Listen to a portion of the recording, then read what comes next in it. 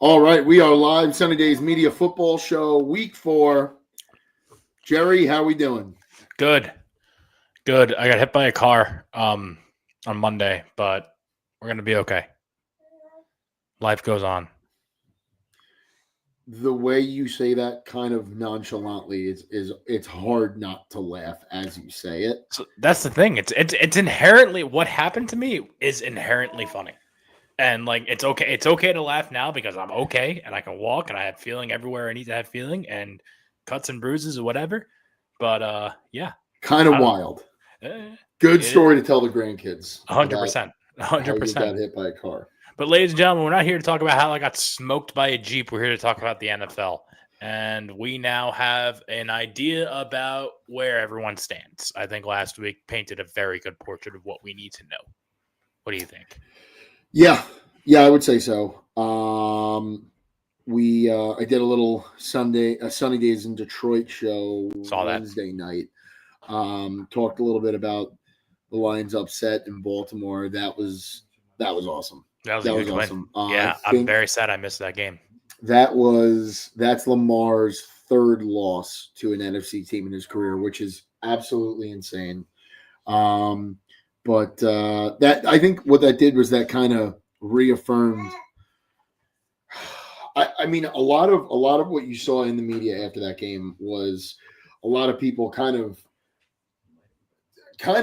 pointing to Baltimore more than like, oh, Detroit's back. It was more of like, where is Baltimore? Where is that defense? What is John Harbaugh doing? You know, as opposed to like, no, Detroit just walked in there and they smacked him in the mouth. And I mean, the offense was out there for everyone to see. They put up 30 points, right? Like it was by no means a terrible game for them offensively. Like Lamar scored 3 touchdowns in that game. They really couldn't get the run game going.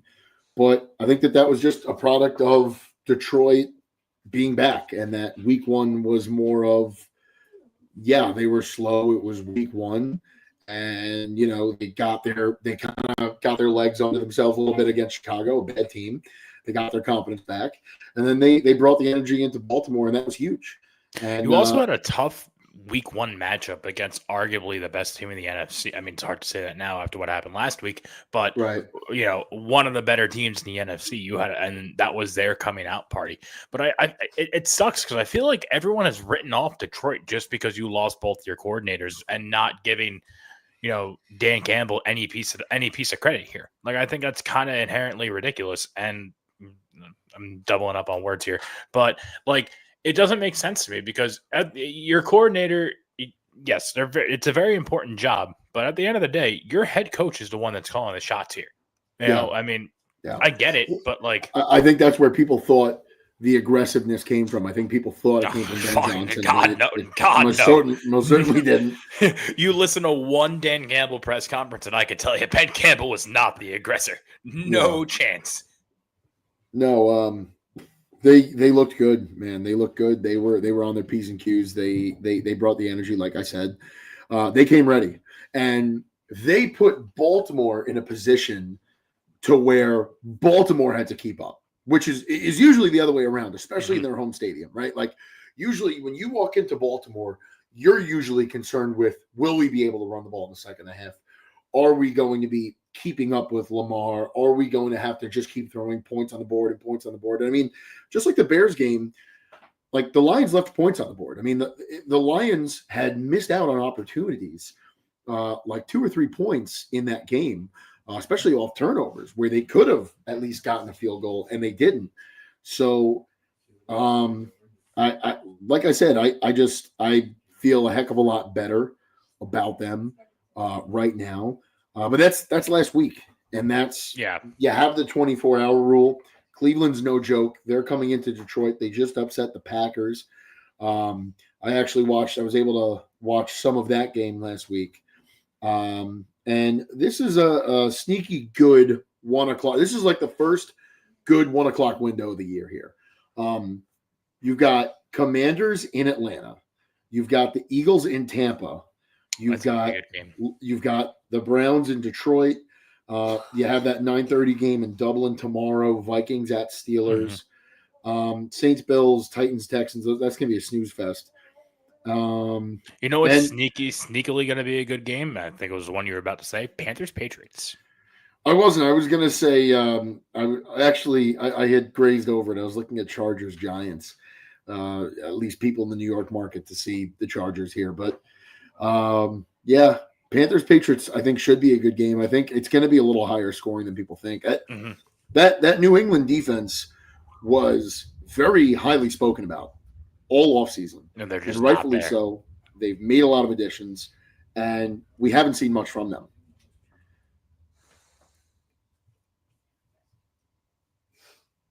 I'm looking at you. You brought this game up. Did you have anything else here, Jerry? Oh, I'm sorry. Yeah, I mean, you're absolutely correct there. When you look at a Vrabel defense, you kind of expect them to come in. Like we saw it in Tennessee for how many years? 3-4 years, where that was always kind of like, all right, we got Tannehill at the helm, or we got what's his name, Malik something, right? Malik Willis was in the end, and I don't know if he was a Vrabel guy. No, I don't know. I don't know if he was there for that. But regardless, though, you looked at, I don't want to call them mediocre teams because there were playoff teams, but you looked at teams where the defense was carried, and you look at Mike Vrabel. Mike Vrabel's a defensive guy. As defensive guy comes, the guy, he puts on. I don't know if he's done it, but I know for a fact he's put on pads at practice and got the mix with his team and shit like that. Which I think he is did awesome. It at rookie minicamp, I believe. Did he? Yeah. But regardless, like you said, it was always like going into the season for the Patriots, that was going to be one of their biggest focal points where the offense was still going to get better. I know they kind of made some additions to that offensive line to beef up a little bit, and it seems like their offense has been the star of the show. Drake May's playing okay. They got the two-headed dragon at the running back with the rookie and then Ramondre Stevenson. And then I think we're going to see a little more of that rookie on Sunday, especially with Ramondre's fumbles. I mean, at least from a gambling perspective, Ramondre is me and my coworker were looking at it today. His over-under in yards, the expected tomorrow is like 31.5. And they got, was it Travion Henderson, I think his name is?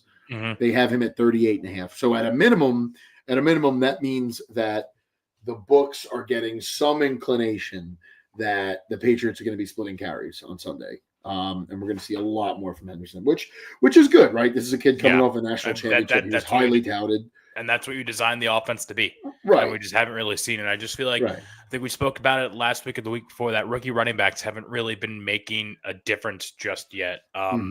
Marion Hampton had a decent, it was the week before, he had a decent game. But I don't it wasn't the primetime game. Did the Chargers play in primetime last week? I don't think so. I want to say the Chargers were in the 4:00 window last week.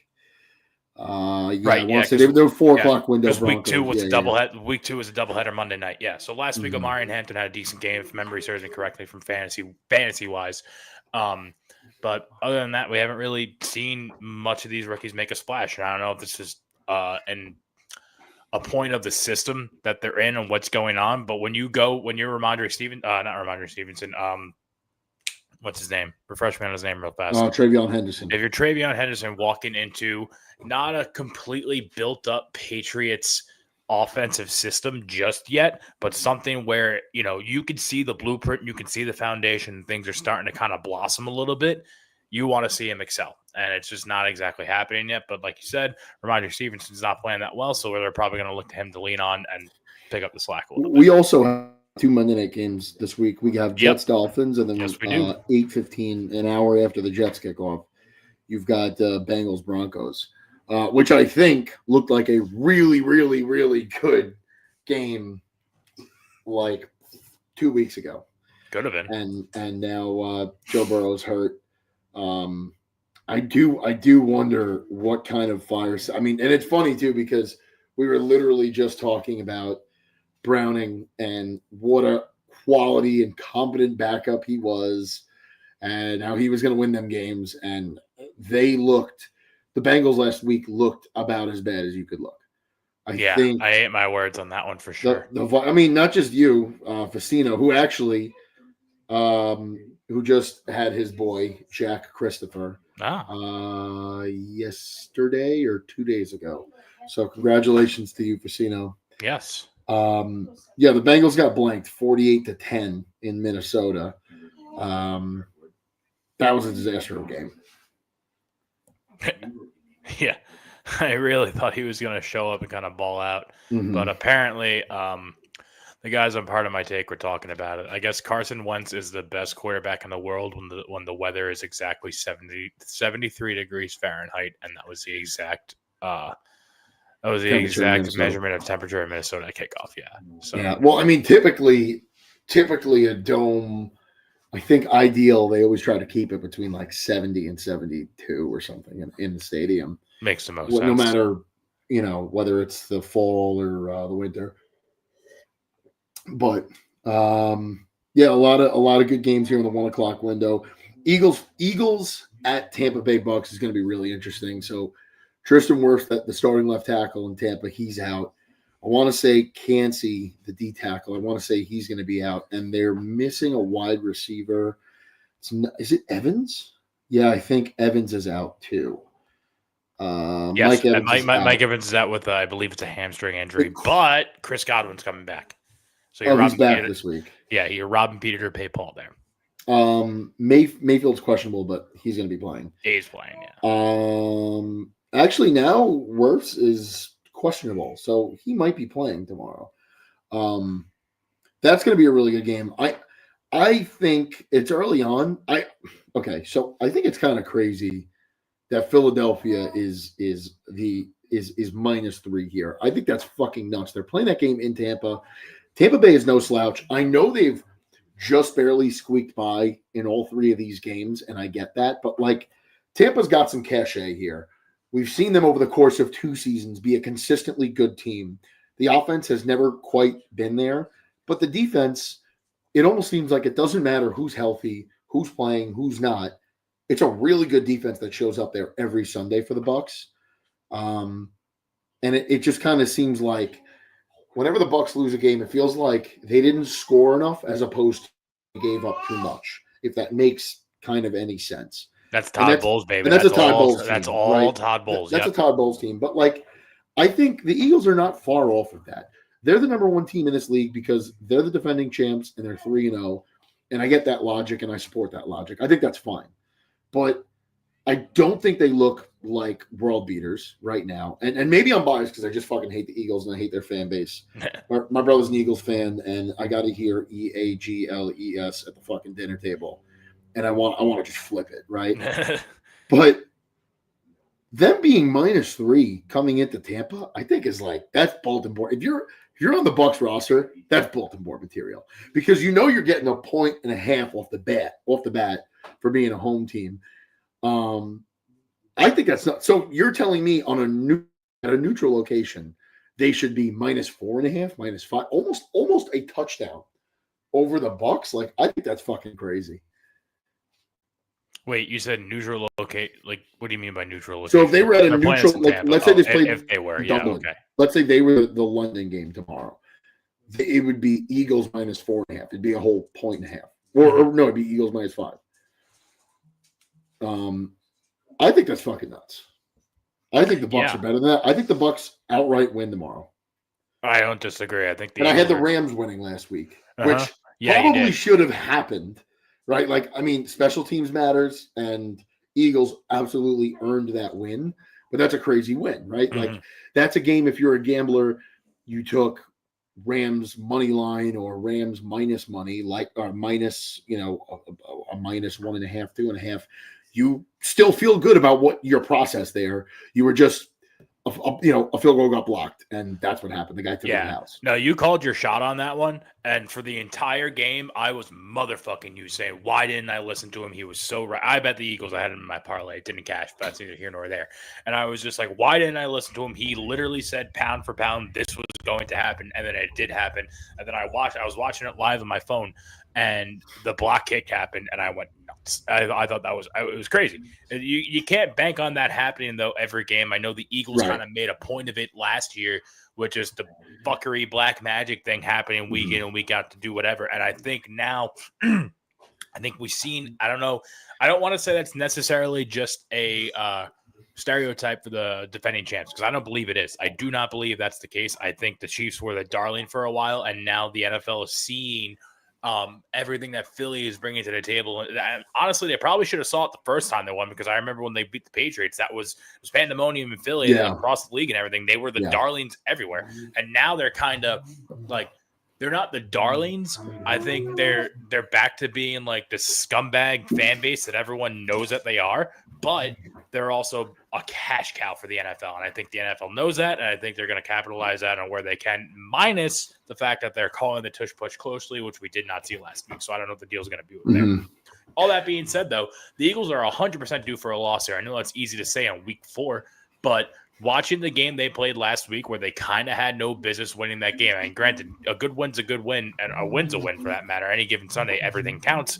But I don't think Baker, after watching what Baker Mayfield has done the past 3 weeks, I don't think he's going to let that happen. And you said the word bulletin board material. That Baker Mayfield lives for bulletin board material. He literally wakes up in the morning, gets out of bed, looks at his phone, is like, all right, what can we put on the bulletin board? Baker is I guess the comparison is Michael Jordan in The Last Dance, where he just made shit up. And I took that personally. Yeah, no, but like Michael would just like make shit up throughout his career and like convince himself that like that guy said something about his mom, or that guy said something about the Bulls, or like whatever.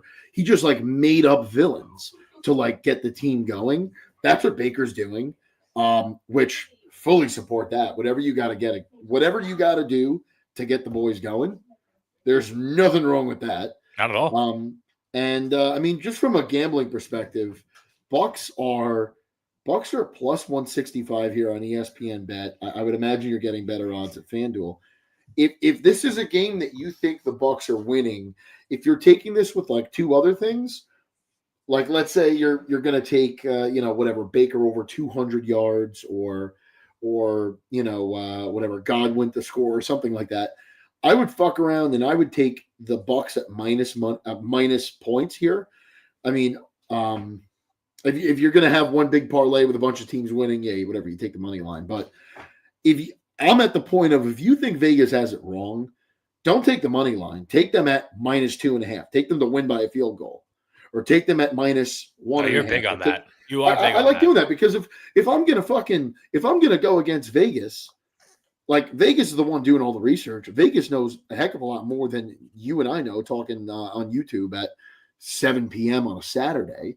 Like if I believe that much in my conviction, I'm just going to take them at negative money, because if they lose, it doesn't matter if I took their money line or I took them at negative money, negative odds. I'm losing anyway. Usually in a game like for example this week, Vegas had the Lions that game started at minus 5.5 for the Ravens, climbed up to minus 4.5, and it stayed there. I took him at minus 1.5, and I wanted to take him at 2.5, but I had lost week 1 on betting them 2.5, so I got superstitious, and I took him at 1.5. The point is, I could have taken them at 7.5 and won. So Vegas is, at the end of the day, they always get their money, but they're not always right with these odds. They're not always right with how they do this. If that's what you believe in, fuck the money line. Take the minus, because you're going to get better odds on that. Yeah, you just got to be careful with that, though, in this day and age where, like, can't get greedy. Yeah, there's that. And then also, like, again, a lot of fuck shit happens. We almost saw it on Thursday night when the Cardinals were coming back, where they almost won by 1. And then like that can happen where, we could tie or we can go for 2 and get the win. Why don't we just go for 2 and get the win? Then they get the 2, and then, I had them minus, I could have just taken a money line, but I got cocky and I took a minus 2.5. They only won by 1. So fuck me. Now I'm up shit creek without a paddle, and I bet that should have been cashed. So, I mean, if you want to chase the dollars, chase the dollars. And if you truly, truly, truly believe in it, do it. I'm guilty of this myself. I have done it. I have won on it, but it's a double-edged sword. At the end of the day, it is a losing man's game. I mean, gambling? The sports books exist for a reason, right? So if you believe in something, go after it. Another good 1:00 game here. Commanders and I keep saying it's a good game. I keep forgetting Jaden Daniels. But dude, Marcus Mariota played well last week. You gotta assume he's gonna play well again this week. This is his former team. There's a lot of beef here. People kind of forget, and I guess it was 2 years ago now, right? Because it was on the first season of that show, Quarterback. Not a lot of good stuff happened to Marcus Mariota down in Atlanta. Mm-hmm. So this is going to be interesting to see. And again, he looked serviceable. I don't want to call him Oregon Marcus Mariota last week, but he played well. He played well. I think he's like our age. I think he's like 31. I think he's like right around there. He is 31. Yeah. 1993, 2 years older than I am. What is crazy, I don't know if it's crazy or it's not. I don't know. I'm biased because I think this guy just wasn't going to work out. But Penix. Raheem Morris is like headstrong on Michael Penix, which is like, first of all, that's you gotta be though. You gotta be. You have to be. You drafted him, and like not only that, you just, even if you don't believe that he's the guy, you can't come out and tell the media that he's not the guy or whatever. But like, and for the record, like I don't know that Kirk Cousins gives you a better chance. Like maybe he looked serviceable in whatever when he came in, but like I think of all the quarterback scenarios in the league right now, I think there's a good chance they're in the worst position because you're not like tomorrow the Giants are starting Jackson Dart. Whether you agreed or not with them starting Jackson Dart, they're doing it. He had a promising preseason. Yeah, the Giants might be going nowhere fast, but okay, maybe like we don't know anything about Jackson Dart. We've never really seen him play. We've seen him play in college. We've never seen him play in the pros. They're not really long-term tied to Russell Wilson. I want to say there's one more year on that contract. Jameis Winston's the other backup. So, okay, you look around the league, Minnesota, right? They've got JJ. They won 2 games. They lost the game. There's not enough out on JJ, but he's coming off a national championship. Like Michael Penix is a guy that had a terrible career at Indiana, which Indiana was a bad program at the time. He goes to Washington, has one okay year, 1 year where they make it to a national championship. They lose to a great Michigan team. But he doesn't do anything there. Like, he throws the ball far. Like, that's all anybody could tell me about Michael Penix. And we've said it time and time again on the show. That's all Michael Penix did. He's got a cannon for an arm. Okay. So did Jamarcus Russell. Like, so did Zach Wilson. What are we talking about here? The guy's a 26-year-old rookie. He's going to be 27 this year. He's going into his second year in the NFL. There are guys that are 27 that are in the middle of their second contract in the NFL. And this is a guy that's 27 in his second year. Yeah, well, here's the problem, though. People are staying in college for fucking 10 years now. I mean, I guess we saw the end of that after the COVID year. He's a COVID player. He's a COVID college player. So he played like 7-8 years in college. Right. But like never jumped off the page at college. Just had a big arm. Made it a national championship. That's worth something. Okay. Was on a great team. You watched a little Washington. Like I did. And anything you've seen from him in Atlanta is not good. It's not good. And you can't give me, I mean, maybe Raheem Morris is not the best coach. Fine. You've got Drake London to throw to. You've got Kyle Pitts. You're handing the ball off to Bijan Robinson. Like what? 20 out of the 32 starting quarterbacks in this league would love to hand it out. Probably more than that. Probably 28 out of the 32 starting quarterbacks in this league would love to hand it off to Bijan. Would love that. This is set up pretty well for him offensively. I can't really speak to the defense, but the offense is set up well. And what's your okay, the Bucs are very good. The Panthers are not a fucking good team. The Saints are probably the worst team in football. Like, you've got 4 very winnable games on your schedule each year. You could go 4-2 in your division. Like, yeah, you'll lose the 2 to the Bucs, but the NFC South is not competitive at all. No, not in the slightest. It's set up pretty well for Michael Penix. I think this is going to be over a lot sooner than I disagree. I strongly disagree. I remember watching that first, I believe it was a Monday night game where he made his debut, balled the fuck out. And here's the thing too, is that I don't necessarily want to call it trust, for lack of a better term. He's kind of their only option down in Atlanta. They shot themselves in the foot a little bit with him, so they're handcuffed to him unless they pull some fuck shit and draft the quarterback this year. But So I don't remember who came out and said it from the Falcons I'm organization. grabbing a beer. Sorry Okay. about that, Jack. No, it's okay. Somebody in the Falcons organization came out and said, "No, this because he did not play well last week. They got What do you want? A Rona? just about I don't want to say shutout. I believe they might have scored 7, but they got their asses kicked. And somebody in the Falcons organization came out and said that this is not like the Kirk Cousins situation. Kirk lost his job last year. This is Michael's job. One bad game will not decide where we stand with him. He's our guy moving forward." And I think that's a vote of confidence in Michael Penix. I can't speak for them. I know they don't always make the right decisions down in Atlanta, but I like to think that they're going to give him some more time, and he's going to get it. He's going to get his woes out because this is the first full season that we're watching him play. He played one full game last year, and maybe a couple of snaps here and there, but one full game. And now we're finally going to watch him get the first full season. He had a deep. Ooh, that didn't sound good. Zincan. Oh, okay. I have the metal one. He had a decent week 1. He had an okay week 2, a garbage week 3. That's the name of the game here, dude. When you're a rookie quarterback, your game is going to ebb and flow, and you're going to figure your shit out. And I'm more than confident that he will, because, like you said, they're set up for success. They have some dudes. They have some guys who can catch the ball down there. They have Bijan Robinson. But it's not a bad line in front of him. It's not a great one, but it's not a bad one. He is set up for success. I think he just needs to work out his internal kinks and get used to the game and know that it's different. That's it. And he'll get there. Yeah. It's early. I'll give you that. It's early. Yeah. We can tell who's and who. For the record, I would love to be wrong about anytime I criticize a quarterback. I would love to be wrong, because the fact of the matter is that we grew up in a generation of just like, we were spoiled with quarterback play. I mean, we were spoiled by it, right? Like, everywhere you looked, you had great quarterback play.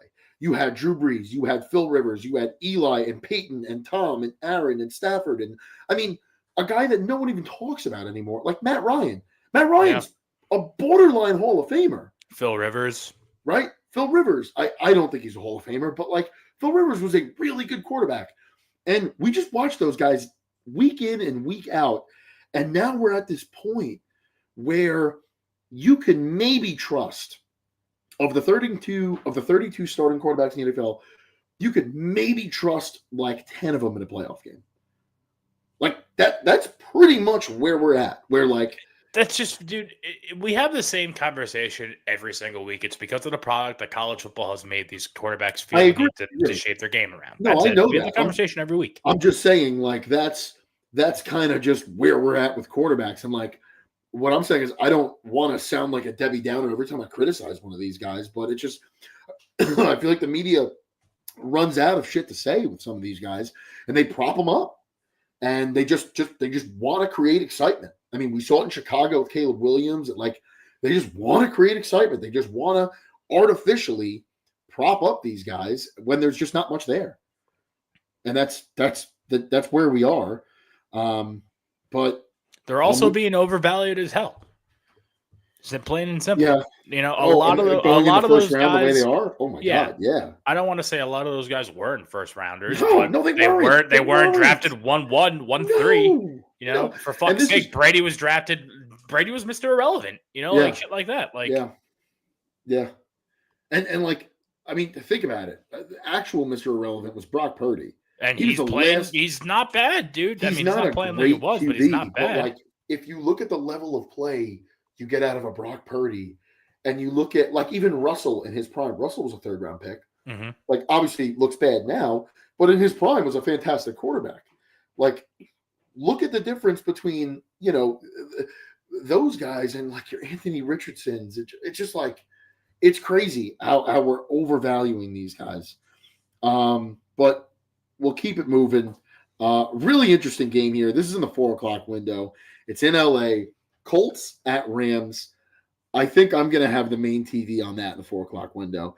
That would not be a typically like interesting game a year ago, but you've got the Colts who are on this 3-0 run. Daniel Jones is playing out of his mind.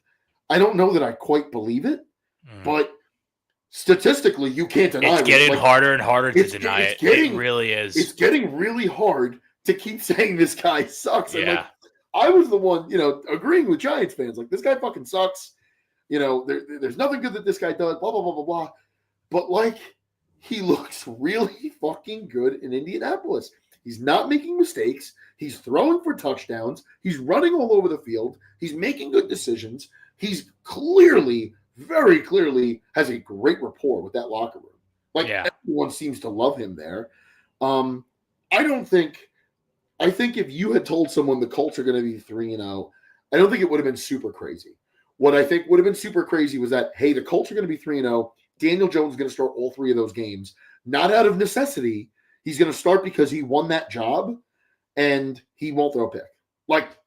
Nobody would have expected that. No one had that. I don't care who the fuck you are. If you're Big Cat, if you're Pete Prisco, if you're fucking Mike Florio, nobody had this start. I don't even think Colts fans believe this. The kid that sings "Let's Go Colts," God bless him, on Instagram, love that kid. Guy. Nobody had them at 3-0 and Daniel Jones being flawless.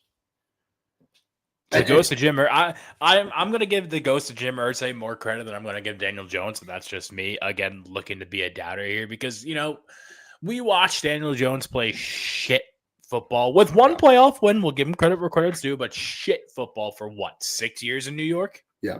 Yeah, give or take. Yeah. And it was just, I was dealing with my own woes as a Jets fan, but watching my Giants friends just be so depressed that they had to watch this, vanilla fucking Peter Millar model kid, just whatever, week in and week out, just do nothing for them. I don't know. I felt bad. And then he goes here, then that's just that. It can't even be a system thing because you looked at Anthony Richardson. Maybe he was just bad at football. I don't fucking know. There's no, everybody's getting involved. He wasn't good at Florida. That's the other thing. They drafted him high too, right? Going back to our other conversation that we just had, where they're fucking overvaluing quarterbacks. There's nothing else they can do. It's honestly ridiculous if they come in with these expectations. And I'm sorry to say this to my Giant fan friends, whoever, I don't know who's listening, but if you are, I don't want it to happen to him because I think he's a great quarterback, but it's going to fucking happen to Jackson Dart too, where they draft a quarterback high and then they bring him in too early. The play is just not there yet. He's going to get absolutely mollywopped and just ruin what's the word I'm looking for here? I guess I don't think Giants ownership is going to allow that to happen because I think Dable is going to lose his job before the end of the season. I think Shane will too. I don't think they're going to let either one of those guys touch the trade deadline. That's my personal belief. That would be in their best interest. I'll tell you that. I don't think they'll let them touch the deadline. And I think if you're a Giants fan, I think you're looking.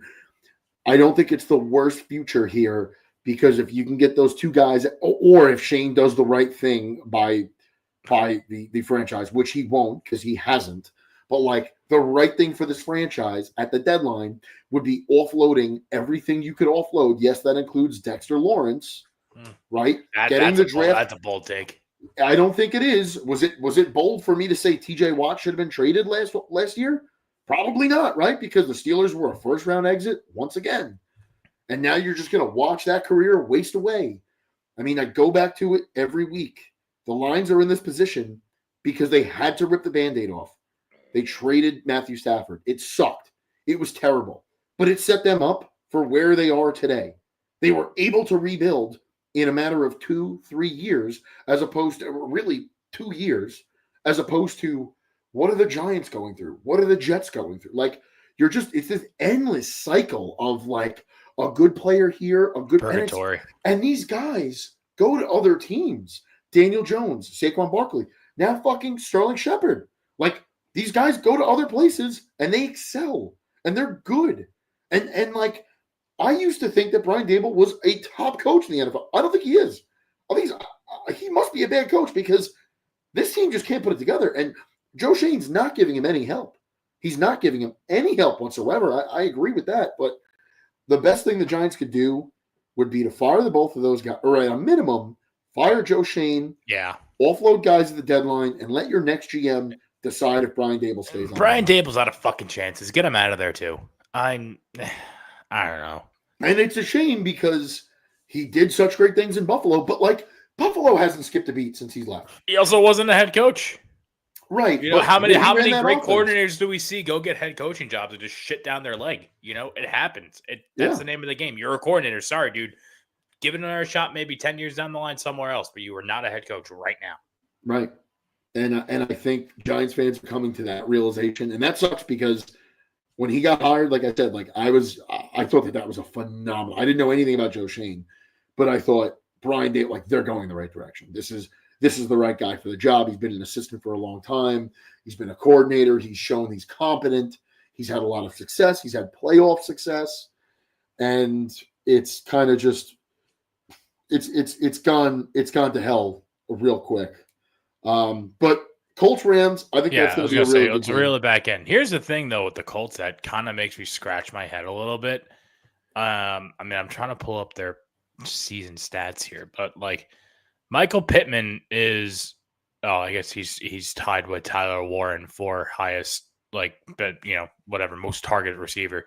Tyler Warren has 14 catches for 193 yards. Michael Pittman has 16 catches for 193 yards. I feel like, Alec Pierce is 171 yards for 13 catches. Josh Downs under 100, and that just drops from there.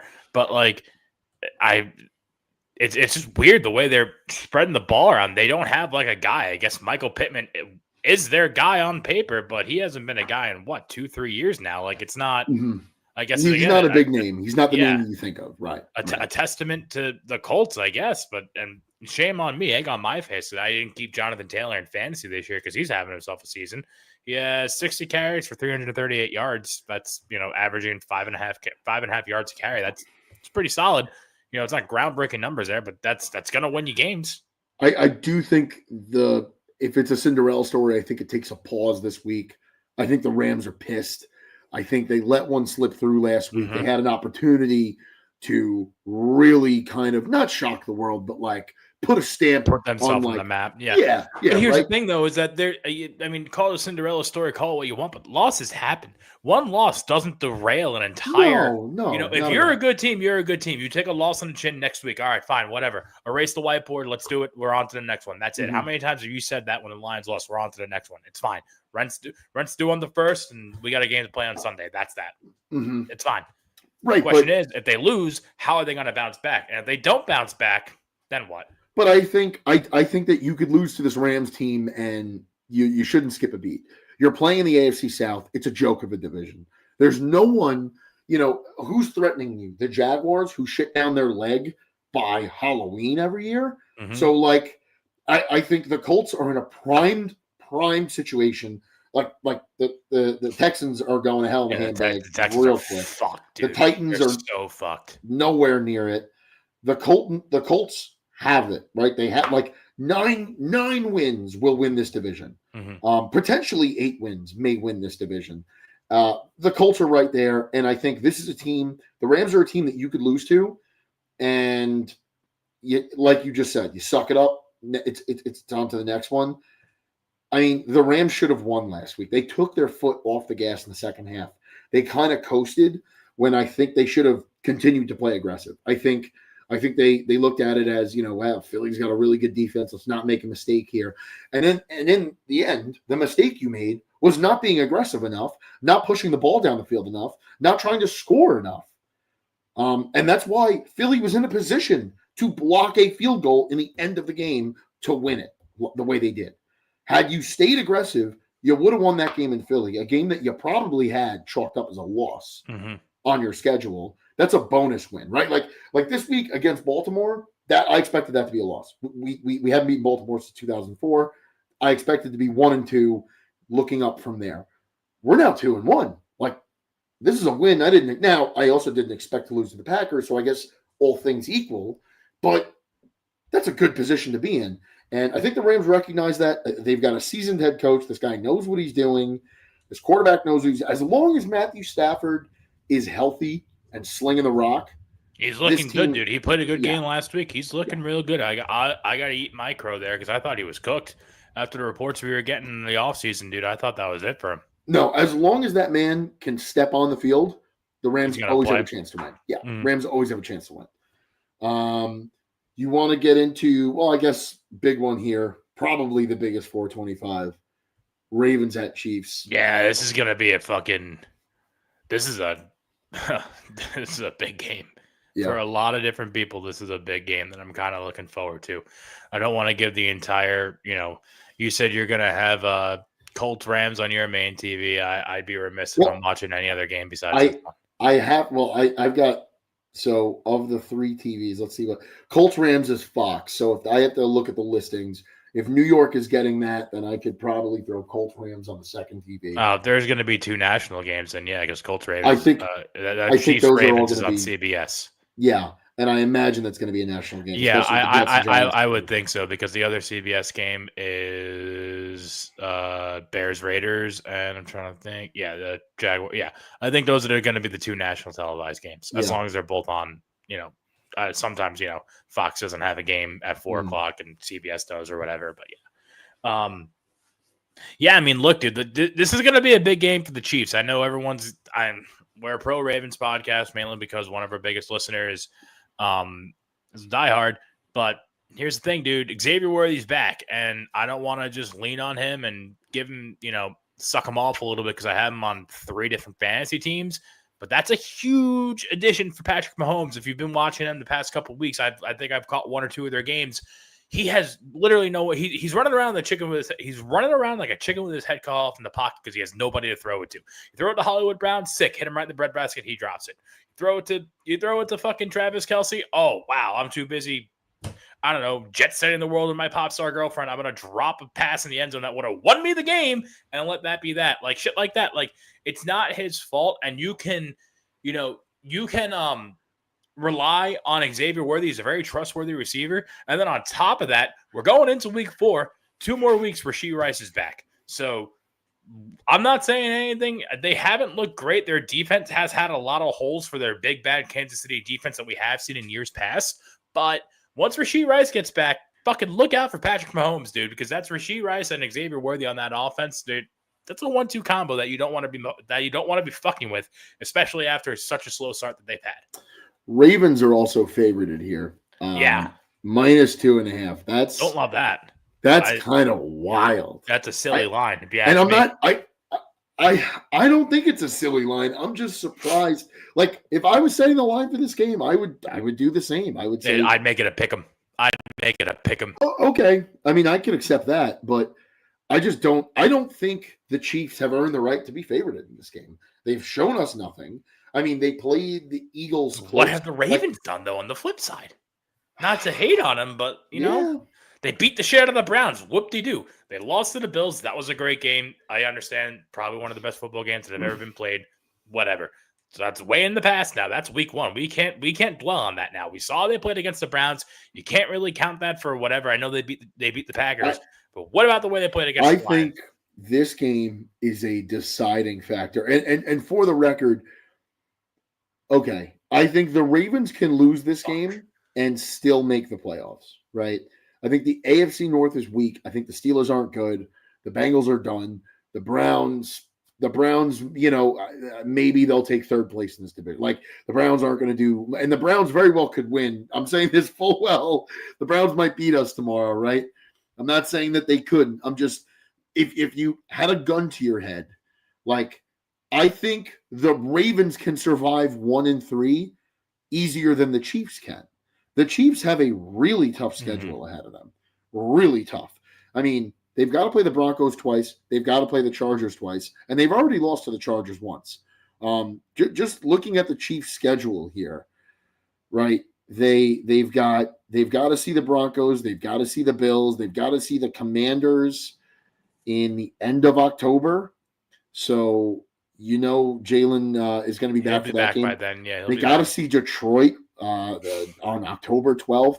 Like, this is not a very easy. Like, you're kind of, you could be stacking losses here. They have to see the Broncos late in the season.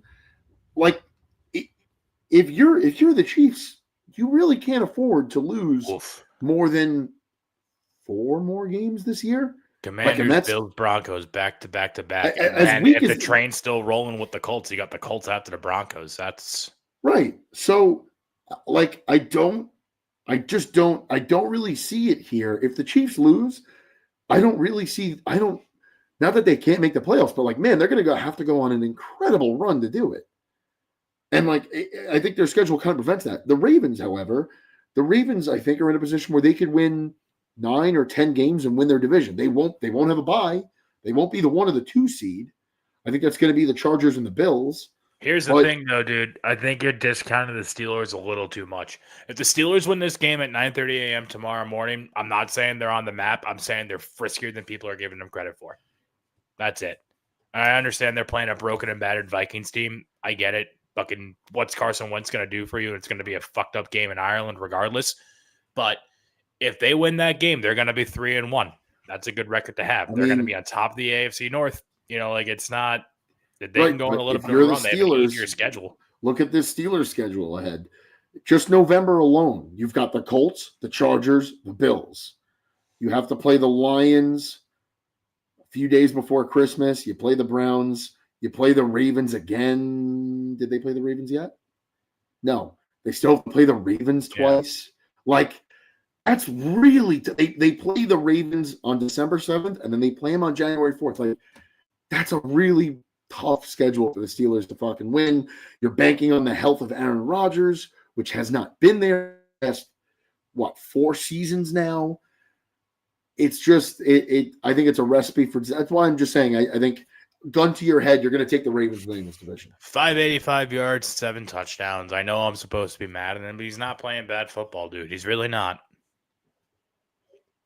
585 through 3 weeks because we're going into week 4 at 7 touchdowns. He's looking okay. I thought that Jets game was going to be just a fluke because he was playing with hate in his heart, but he's not looking bad. Yeah. I mean, listen, let's see. The Vikings are favorited tomorrow. They are the better coach team. Kevin O'Connell is the best coach in football, maybe outside of Andy Reid. If there's a team that can fly across the pond and knock them off, it very well could be the Vikings. Let's see. The other game I'm looking at here tomorrow is Packers-Cowboys. I think Packers are walking into Dallas at 6.5 point favorites. They are basically favored by a touchdown. Yeah, it's not going to be a good game, but it's going to be a fun game. It's going to be, the first quarter is going to be a nice watch on Sunday Night Football, and then it's bedtime probably. I think the Packers can definitely beat even though the Cowboys have. They should. The Packers should. But what we saw. Yeah, that's a big word. It should. The Packers should. And for the record, I think they will. Like, will they cover the spread? I'm sure they will. The Cowboys have the firepower, but the defense isn't there. But listen, the Packers' run game has struggled. I mean, this was something that a lot of people looked at and said, I think, and for the record, I think Josh Jacobs is a fantastic running back. I don't think it's Josh Jacobs' issue. But even in their win against Detroit, they didn't run the ball super well. I want to say they had 2 touchdowns on the ground. That was both, on the 1 yard line. For the most part, they have not run the ball well.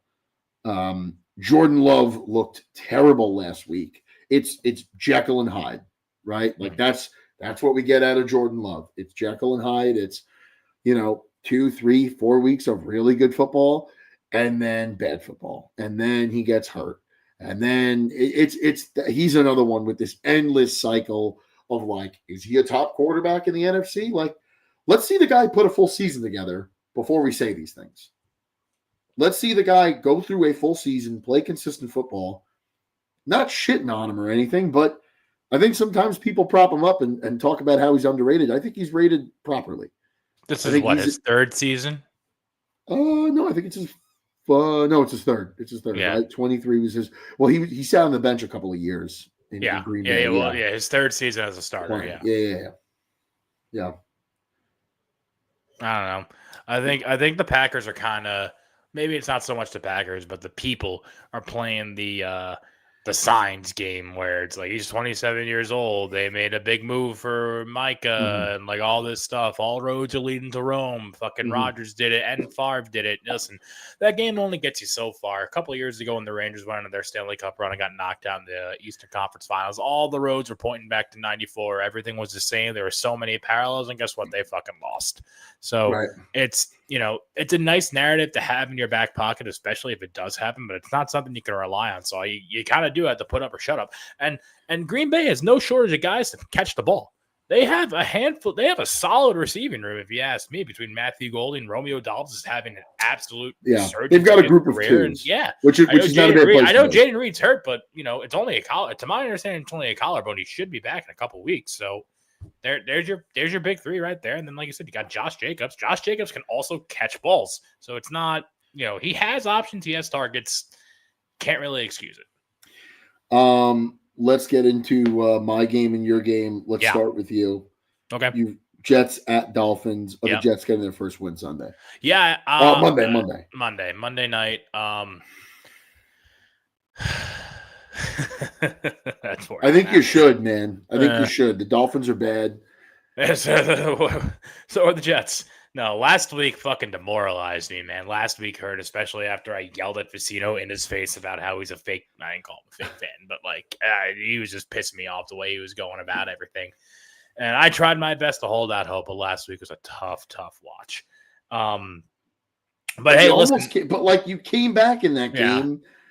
I mean, once again, it's a shitty way to lose, but I don't think you're as bad as Jet fans think that they are. I know. You're bad, but you were expected to be bad this year.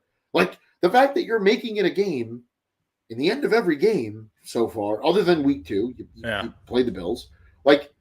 You're making it a fucking game. But you know what the difference is between good teams and bad teams is that good teams pull those out. Good teams find a way. Okay, but you're not a good team, and you know that. The difference is people are talking about them like they're this dumpster fire, and they could be, but I think that's a little premature for right now. You almost won week 1. Yep. If you made, once again, brings it back to the kicker. If you made some kicks, you're probably winning that game. And last week, you should have beat. You came back from down 20-6.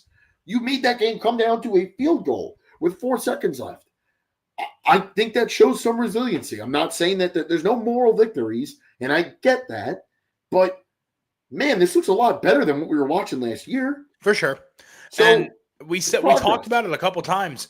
I believe it was 2 weeks ago, we were talking about the culture that Aaron Glenn's bringing into the New York Jets locker room. I think that's where it starts. What did I say when we were talking about when Dan Campbell first got to Detroit? They went 3-15 or whatever it was, but they had some big wins. They beat the Packers. They knocked off the Packers. They beat the Packers at Lambeau for Aaron Rodgers' last start as a Packer and knocked him out of the playoffs, if I believe that's how that went.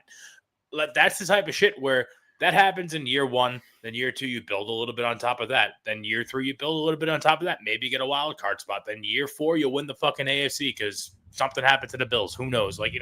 It's you have to start somewhere, and I get that. The problem I have is, again, not to bring everything back to the New York Rangers, but it's the problem. It's self-inflicted gunshot wounds. Where it's flags here, discipline here, running the wrong route there, fucking fumbles, this, that, and the other thing, where it's always something ticky-tacky that should not be the case, that is just happening, that we can prevent if we are just a sound football team that's getting in our way. We would have won the Steelers game if it wasn't for flags. And then, I can't really say too much about last week because the Buccaneers, I believe, were penalized just as much as the Jets, so shame on them for that. But still, flag after flag after flag after flag after flag in that game. It's just... I'm not even counting the Bills game. I'm not even looking at the Bills game. It was what it was. We knew what was going to happen there. But still, I don't know. The gauntlet started. We ran the gauntlets. We have a little bit of we have the Dolphins. They're just as much as a dump. Right. We're not going to call it dumpster fire. You called me. We're not doing that. The Dolphins are just as bad as we are. We're both 0-3. One team has to leave. I don't think so. I think one team has to leave 1-3. One team has to leave 1-3. I don't disagree. I just think the Dolphins do have flashes. Listen, you don't twist my fucking arm. I'll be on that too. Listen, I need the Jets to win 8 games this year, brother. I don't think it's happening. So if they win on Monday, I think I'm gonna have to cash out that future and just take my fucking losses. But look at the schedule ahead. We got the Dolphins. I'm not gonna say anything. Then we got the Cowboys at home.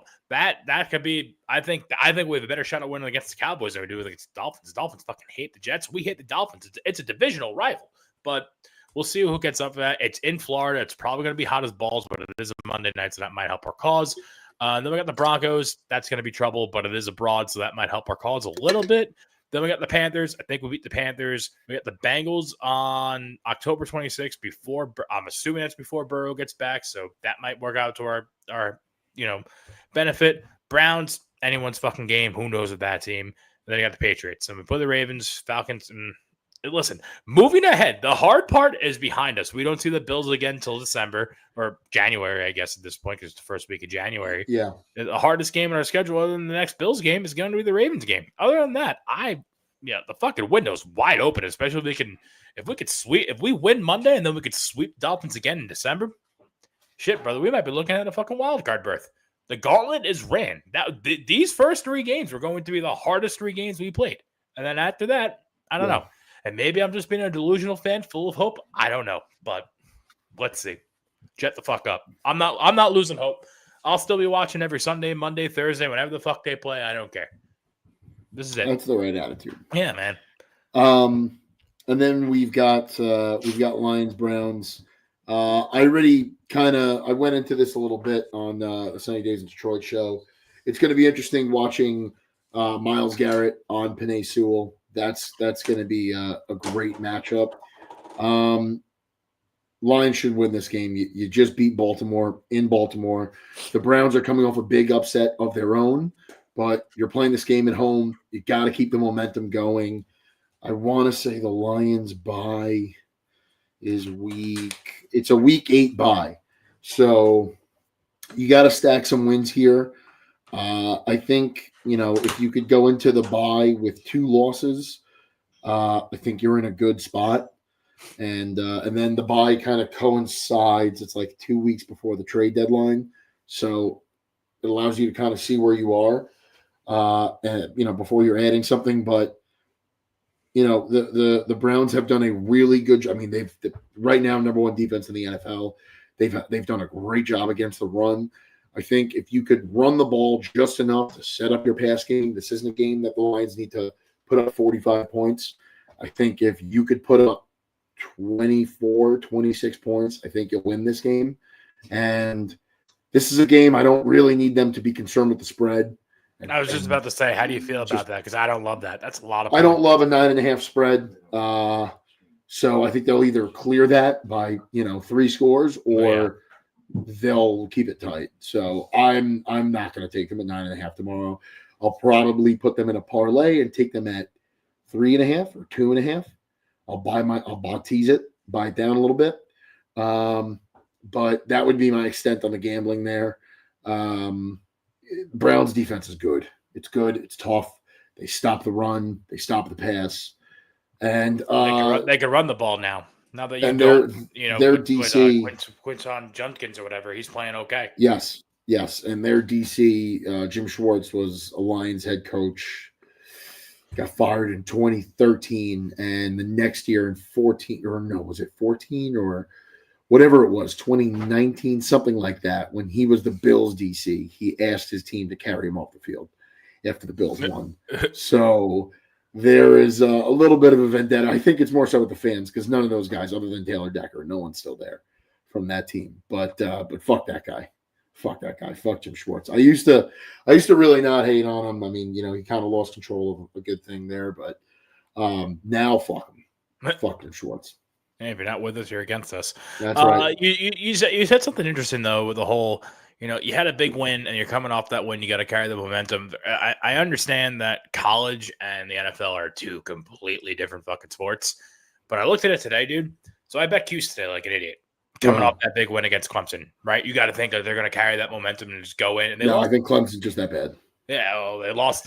Cuse lost to Duke. So what does that say about fucking Clemson? I don't know.